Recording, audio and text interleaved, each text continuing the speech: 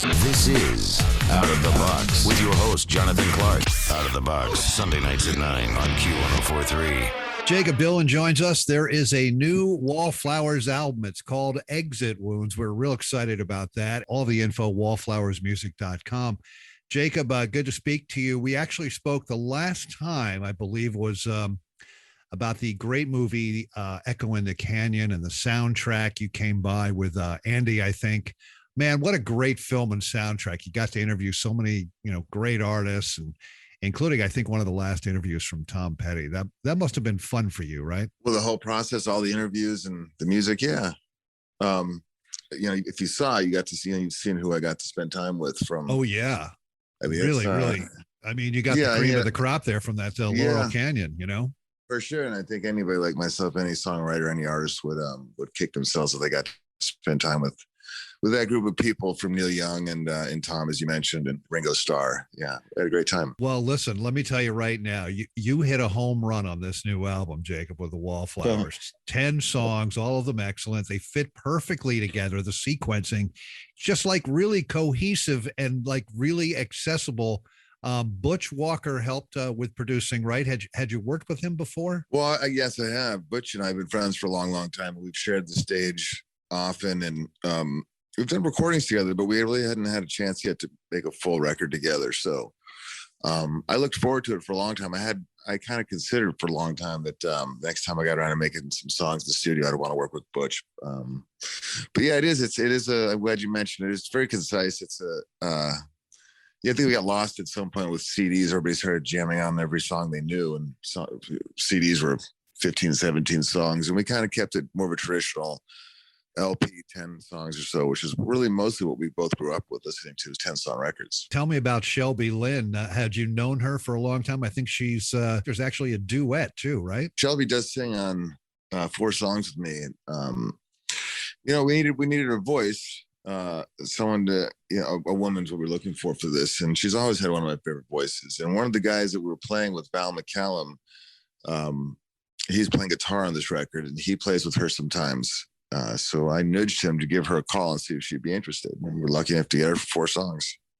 She sounds great. And I saw you guys on Jimmy Kimmel recently. Now, the guys that were on that performance on Jimmy Kimmel, will that be the band that goes out on the road? Those guys you see on that Kimmel performance, most of them are the ones who are on the record with me there. Yeah. Well, getting back to this album, I had a thought, as I was listening to this album, there are a lot of, I don't know, like newer bands that recently, they've fallen into this category of, they call it Americana, or at least what is considered new Americana, bands like The Head and the Heart and others. But, the Wallflowers, for whatever reason, I mean, primarily your songwriting, were always sort of at the forefront of all of that. I mean, going back to the debut album in 1992, a huge album, and that album came out like right smack in the middle of the grunge takeover. The Wallflowers music has always sort of cut through the trends. Well, yeah, I mean, I don't know if us specifically, but yeah, I think the style of music and the the sounds that we use that I've always gravitated towards, those are timeless themselves. They were when I was little, when I was coming up listening to music, and they've always been around. And it was always music that interested me, kind of the organic side of rock and roll. But it was never put together to follow any trends. It was put together, I put it together really as a classic rock band in the mold of, what hopefully could be around for a long time, and timeless classic, whatever you want to call it. But no, it never was. It never really found any trends. But the music I always liked didn't really. I mean, there's great spots for trendy music, but just that's not really what I think my strength was ever going to be. But yeah, we've been out playing with Hammond organs and mandolins and dobros for quite some time. I know that's kind of a and different times it does become very in. I don't know if that term Americana was around when we started, to be honest. I don't know who invented that. You know whose word that is? Yeah, maybe it goes back to the mid 70s. I don't know, or maybe it started with outlaw country. I think maybe. Yeah, I think it's what if it wasn't country, but it was organic, I think they started calling it Americana. Certainly if they saw like a checkered shirt or a hat, it became Americana. Yeah. And it seems now that we're at a time now where, quote unquote, popular music seems to be made in the bedroom on a laptop. And, the Wallflowers come out with this new album and the new songs, of course, but, it's still the Wallflowers sound, some of the greatest bands ever. And this, they become great because they don't change their sound.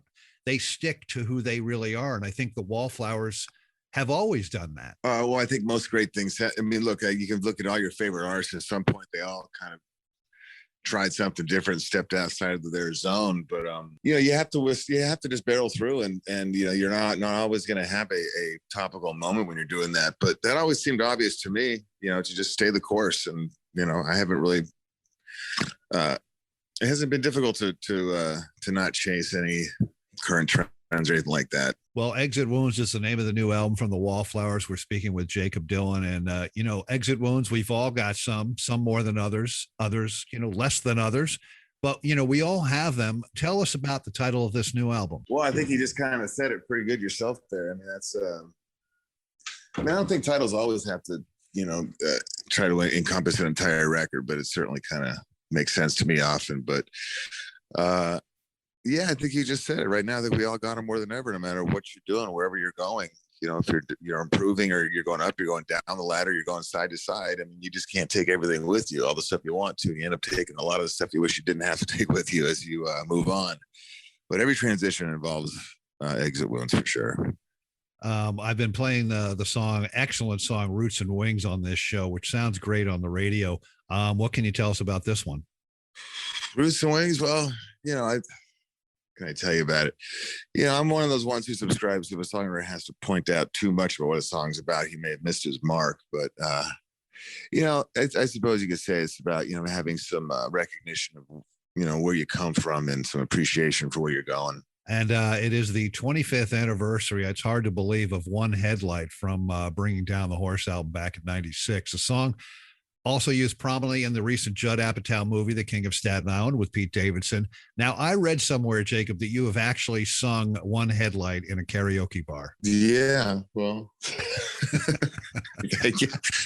one could say I do it, often nightly on tour for years and years and years. True, yeah, true. That is true. That wouldn't be too hard to do.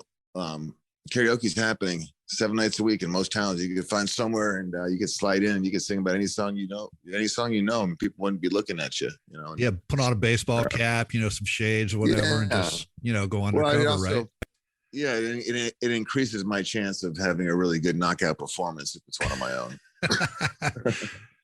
I also read in that song, you said there's a sort of a nod to Bruce Springsteen. I think the line is, she said it's cold like Independence Day. And another is turn the engine, but the engine wouldn't turn. Do I have that right? Yeah, those were. I mean, I think that was brought up recently. That's followed me around for quite some time. I always thought it was somewhat humorous that people were stumped by what they thought was illogical, that it would be cold on Independence Day. But, and that's one of Bruce Springsteen's greatest songs. And it's, it's always his song Independence Day, about breaking free and getting away. And independence, it really has nothing to do with the 4th of July. Right. And that's, I always found it somewhat humorous because that's how I hear everything. I hear everything and assume that I'm either misunderstanding it, getting it wrong, or I need to, think a little more. But I rarely think things are exactly what I'm hearing. So I was always surprised that people were stumped by that line. It made sense to me. But well, it's interesting to hear that that Bruce. I've read that he was definitely an inspiration to you. And you actually got to perform. I think you performed that song at an award show or something.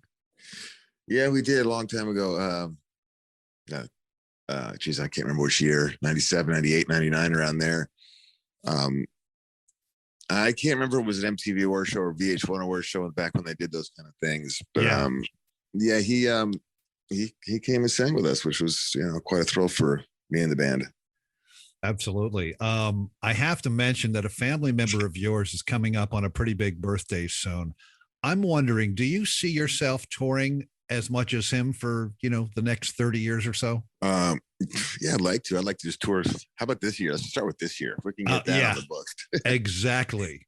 I am so ready for a concert. I'll just go to a bar and see like a guy on an acoustic guitar, man. I think anybody would at this point. I think that we're all, for a variety of different reasons. Some of us want to get back on the stage. Some of us want to get to the shows. And I don't think any of us really didn't take it. I don't think we didn't appreciate it but once it's been gone now for, we're coming up on a year and a half or so, it's really leaves a big hole in your life. Are your sons also musicians, or are they sort of staying away from the business? Well, you can be a musician and stay away from the business. So true. Yeah. Definitely. It's possible. Maybe someone should have told me that a long time ago. It enhances your life. It's great for life playing music, but there's a disconnect from necessarily having to, do it as a profession and go out and make a living doing it. That's very hard right now. I wouldn't, it's hard for everybody. The business has changed so much. I'm not sure what advice you give to somebody young who's trying to really stake a claim in the music business.